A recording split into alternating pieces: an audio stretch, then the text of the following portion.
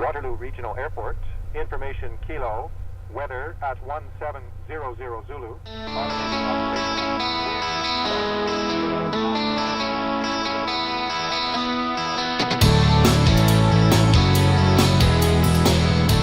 Welcome everyone. Today we'll be starting a series of Sundays to do an overview of the Old Testament.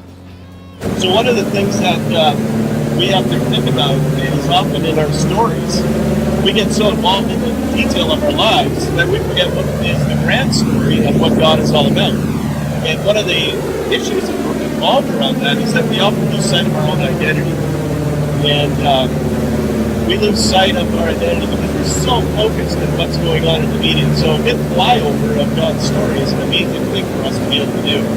And then we're going to dip down in various places in that story. The Old Testament and the New Testament are the two pieces that together make the whole Bible as we know it.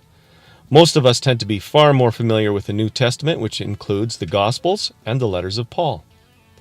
On the other hand, the Old Testament tends to be much less familiar territory for most people and most Christians. The Bible is the story of God, and it contains the plan of God for His people.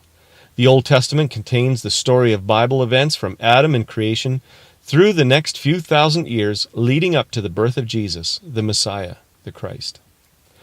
So in order for all of us to get more familiar with the Old Testament and gain some benefits from these ancient and holy writings, we are planning a brief 6-week flyover of the Old Testament times, events, and people. In this first Sunday, Gareth will take a look into Genesis, into the beginnings of God's story with mankind in the times before Abraham. And next week, I'll be back to take us over the next historical segment, which will mainly focus on the life of Abraham and his family as they respond to God's call. Blessings to all as we look to God to teach us new things from the Old Testament over the next few weeks.